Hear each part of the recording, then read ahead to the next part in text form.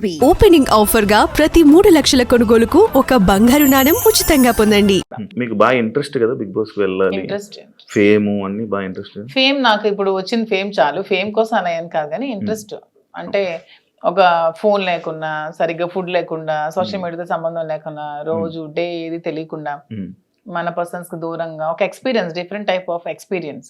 So ఈ experience ని ఒకసారి లైఫ్ లో ఫేస్ చేయాలని అయితే ఉంది.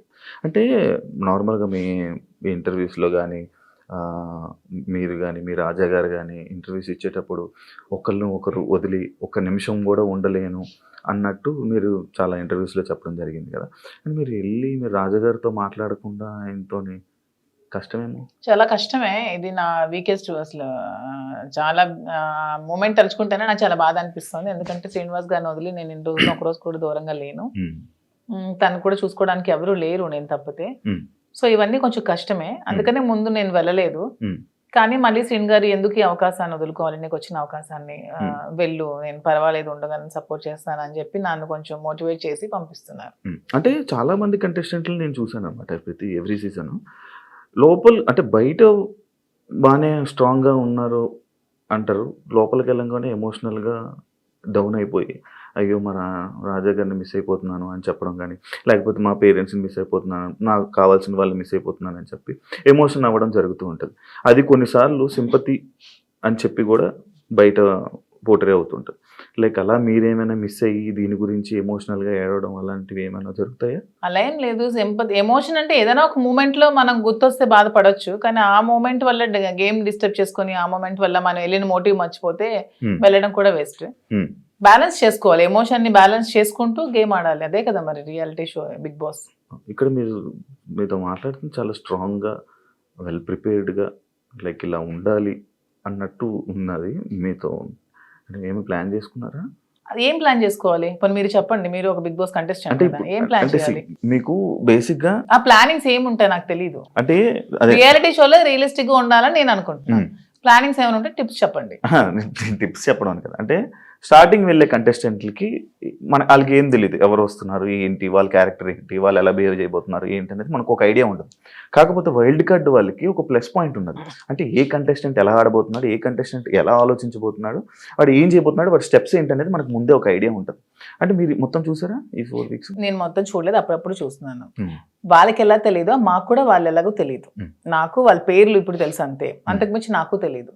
అందులో మాస్కులతో ఆడినప్పుడు వాళ్ళు ఎప్పుడు ఎలా మారుతారో కూడా ఎవరికి తెలియదు.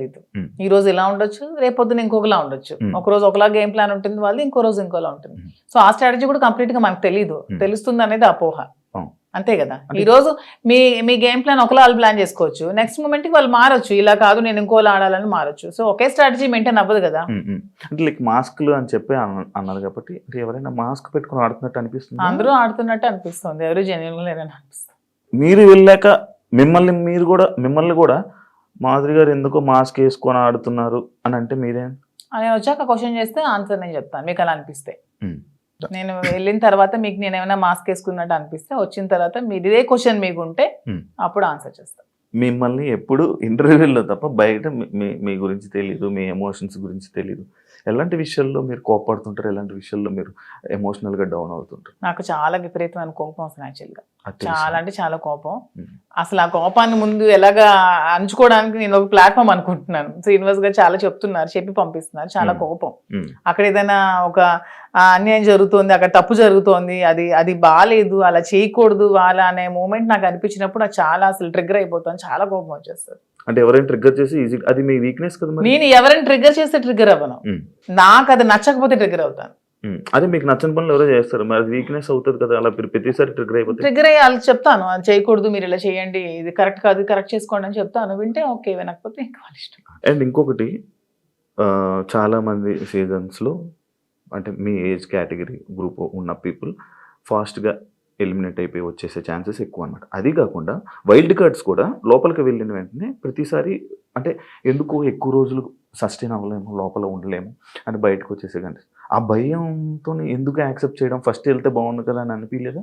అలా ఏం లేదు, వైల్డ్ గా ఉంటాను కాబట్టి వైల్డ్ కార్డ్ అనుకుంటున్నాను. అది అర్థమవుతుంది వైల్డ్ గా ఉంటారని. దాంట్లో ఎందుకు అంటే మీ ఏజ్ మేము గెలవకూడదా, మేము ఆడలేమన్నా మీ ఒపీనియన్, ఎందుకు మమ్మల్ని సపోర్ట్ చేయరా పబ్లిక్? పబ్లిక్ సపోర్ట్ చేస్తారు Hmm. అంటే నేను ఆ విధంగా అంటే మీరు అనట్లేదు. అన్నారు కదా మీ ఏజ్ వాళ్ళు వచ్చేస్తారు, మీ ఏజ్ వాళ్ళు త్వరగా వెళ్ళినట్టు. అది అనేది జనాలు ఒక ఒపీనియన్, జనాలకి ఒక ఒపీనియన్ అలా ఉండిపోయింది. ఎందుకు ఉండిపోయింది అది అంటే ఎందుకు నాకు అర్థం అదే కాదు. నేను ప్రతిసారి ఆ సీజన్ లో అలా జరగడం వల్లేమో, ప్రతి సీజన్స్ లో అలా జరగడం వల్లేమో. ఏం మేము సరిగ్గా గేమ్ ప్లే చేయలేమా, మేము సరిగ్గా స్ట్రాటజీ ప్లాన్ చేయలేమా, మేము ఫిజికల్ గేమ్స్ ఆడలేమా, Hmm. మేము అన్ని 100% పర్ఫెక్ట్ గా ఇచ్చినప్పుడు మమ్మల్ని మేమే ఎందుకు ఎలిమినేట్ అవుతామని అనుకోవాలి. అంటే ఇప్పుడు మీకు అంటే లైక్ ఇంత బిఫోర్ ఇంటర్వ్యూలో చూసాను, నాకేమో డబ్బుకు అంత పెద్ద కరువు ఏం లేదు, నా దగ్గర కావాల్సినంత డబ్బు ఉంది అన్నారు. అంటే మీ డబ్బు ఉన్న వాళ్ళు అక్కడ బాత్రూమ్లు కడమంటే బాత్రూమ్లు, గిన్నెలు కడమంటే గిన్నెలు, కింద తోడమని తొడగలరా? అదే కొంచెం కష్టం. అదే ఇలాంటి విషయాలు ఉంటాయి కదా, అలా దానికోసం అడిగాను క్వశ్చన్. కానీ శ్రీనివాస్ గారు దాన్ని కూడా నాకు మెంటల్ గా ప్రిపేర్ చేశారు. అంటే ఏ సిచ్యువేషన్ లో కూడా ఇలా ఉండాలి. ఇక్కడికి వచ్చాక కడిగిద్దామనా?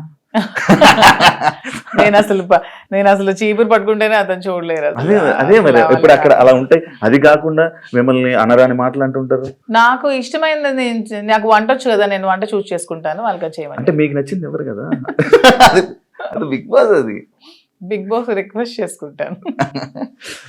మంచిగా మాట్లాడా. మీ జర్నీ నేను తెలుసుకోవాలనుకుంటున్నాను. లైక్ అన్ని ఇంటర్వ్యూస్లోనే లైక్ ఏదో అంటే ఇప్పుడు జరుగుతున్న ట్రెండింగ్ టాపిక్స్ ఇది, కానీ మీ జర్నీ ఏంటి, మీ ఎమోషనల్ స్టోరీ ఏంటి, అసలు మీ ఫస్ట్ నుంచి ఎలా ఇక్కడ దాకా ఇలా రావడానికి కారణాలు ఏంటి?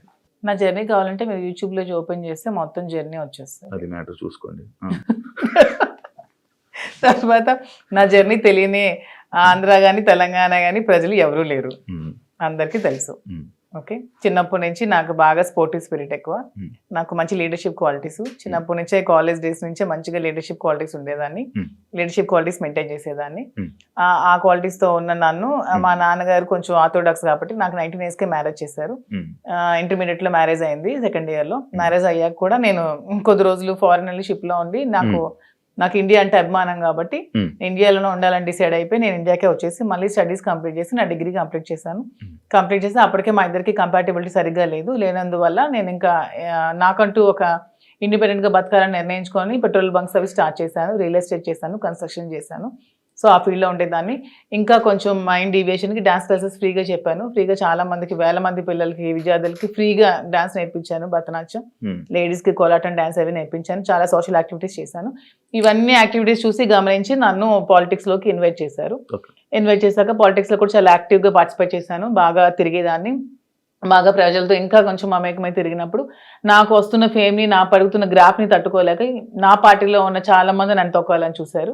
ఆ సిచ్యువేషన్లోనే చాలా నన్ను బ్యాట్ చేయాలని ట్రై చేశారు. ట్రై చేసినప్పుడు నా పరిస్థితులు కూడా బాగాలేనందువల్ల, నేను దూరంగా ఉండడం వల్ల, శ్రీనివాస్ గారు కూడా ఇదే సిచ్యువేషన్లో దూరంగా ఉండడం వల్ల మా ఇద్దరం ఒకటై పెళ్లి చేసుకుందాం, తర్వాత లైఫ్ లీడ్ చేస్తాం, తర్వాత బిజినెస్ పెట్టాం, చాలా మందికి జాబ్స్ ఇస్తున్నాం, చాలా మందికి ఫుడ్ పెడుతున్నాం, లైఫ్ లీడ్ చేస్తాం. ఇది నా స్టోరీ.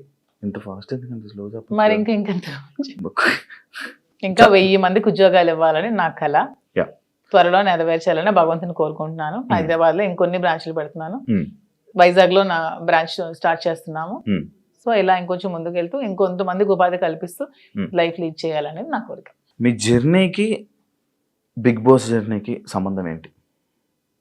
నా జర్నీ చూసి నచ్చి బిగ్ బాస్ కి రమ్మని ఇన్విటేషన్. ఏం చెప్పారు జర్నీలో? ఎవరు చెప్పాలి? అడుగుతారు కదా కొన్ని. నాకు ఎవరు అడగలేదు, వాళ్ళు చూసి నా దగ్గర. అదే లైక్ అదే వదిలేండి. మీ జర్నీకి, ఇప్పుడు బయట ఉన్న జర్నీకి బిగ్ బాస్ జర్నీకి ఏంటి?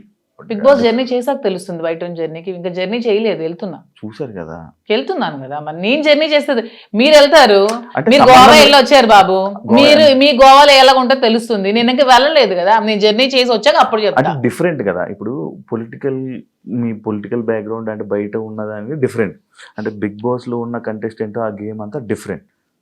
అదే శివ గారు, అక్కడికి వెళ్ళి ఎక్స్పీరియన్స్ చేసి వచ్చిన తర్వాత అప్పుడు మళ్ళీ మనం ఇంటర్వ్యూ చేసుకున్నప్పుడు నా పొలిటికల్ లైఫ్ ఇది, నా బిగ్ బాస్ లైఫ్ ఇది అని చెప్పడానికి ఉంటుంది. ఇంకా నేను ఎక్స్పీరియన్స్ చేయలేదు.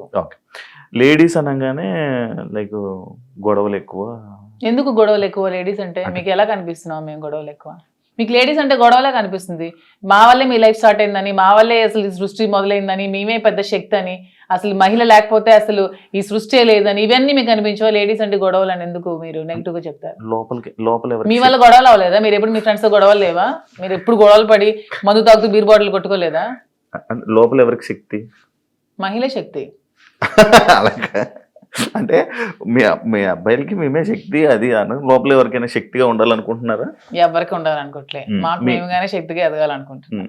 ఇప్పుడు మీరు ఆల్రెడీ సీజన్ చూసారు, మీకు ఎవరు నచ్చారు అంటే? అందరూ బాగానే ఆడుతున్నారు. ఎవరితో ఉండాలనుకుంటున్నారు? నేను ఎవరితో ఉండాలనుకోవట్లేదు, గేమ్ ఎవరితో ఉండడానికి వెళ్ళట్లేదు, మనం ఆడడానికి వెళ్తున్నాం. బయట అందరూ అలాగే అన్నారు, లోపలికి వెళ్ళాక ఎవరితో? అలా ఎందుకు లేదు, ఇప్పుడు రిలేషన్షిప్ బిల్డప్ అయింది, బాగా రిలేషన్ లో ఉన్నాము, కప్పు నీకు కావాలా ఫ్రెండ్ కావాలని నాగార్జున గారు అడుగుతారు, నేను ఇస్తానా? ఇవ్వను కదా, నాకే కావాలంటాను. దానికి ఎందుకు మన రిలేషన్షిప్ మెయింటైన్ చేసి బాధపడి, రిలేషన్స్ మెయింటైన్ చేసి నామినేట్ చేయడానికి కూడా బాధపడాలి? చేయకూడదు, అసలు చేయలేము. నేనైతే చేయలేను. మిమ్మల్ని నామినేట్ చేస్తే చేయనియండి, నేను అవుతా రిలేషన్స్ వెళ్ళంగానే నామినేట్ చేస్తే చేయనియండి, జనాలు ఆదరిస్తారు. ఆదరించకపోతే వచ్చేస్తాను. నన్ను హౌస్ లో ఉండకూడదు, మాదిరి బయటే ఉండాలి అని అనుకుంటే ఓకే, వచ్చేస్తాను 1 week. యాక్సెప్ట్ చెయ్యాలి, అదే కదా లైఫ్. అంతే. నేను ఇంకోటి, ఇది పర్సనల్ క్వశ్చన్ అనుకోవచ్చు, లేకపోతే ఏదైనా అనుకోవచ్చు. లైక్ బిగ్ బాస్ కొన్ని సీజన్లకు వెళ్ళి, అంటే లైక్ ఒక రిలేషన్లో ఉన్న పర్సన్స్ లోపలికి వెళ్ళాక బయటకు వచ్చాక విడిపోవడం అలాంటివన్నీ జరుగుతుంటాయి. అవును, వాళ్ళు సరిగ్గా లేకపోతే అదే జరుగుతుంది, తప్పే ఉంది. ఏదో మనం బయట ఇలా ఉంటే బోట్లు పడతాయి, ఇలా ఉంటే జనాలు ఆదరిస్తా అనేది చాలా తప్పు. మనం మనలాగే ఉండాలి. ఆబ్వియస్లీ కంపాటబిలిటీ కుదరకపోతే వాళ్ళు రాంగ్ గా ఉంటే విడిపోవచ్చు, తప్పే ఉంది. రివ్యూస్ చూస్తుంటారా బయట? లేదు, నేను చూడను. అసలు మీకు బిగ్ బాస్ మీద ఐడియా ఉందా? ఉంది. ఏముంది? బిగ్ బాస్ మీకు బిగ్ బాస్ అంటే ఏమనుకుంటున్నారు? బిగ్ బాస్ అంటే ఒక బిగ్గెస్ట్ రియాలిటీ షో, ఒక నేషనల్ ఛానల్లో ఒక మంచి ప్లాట్ఫామ్. వెళ్ళిన ఎవరికైనా సరే అది మంచిగా యూజ్ చేసుకుంటే మనం మంచిగా లైఫ్ లో షైన్ అవ్వచ్చు. దాన్ని ఎక్కడైనా మనం మిస్యూజ్ చేసుకుంటే అక్కడే ఉండిపోతాం నెగిటివ్ గా.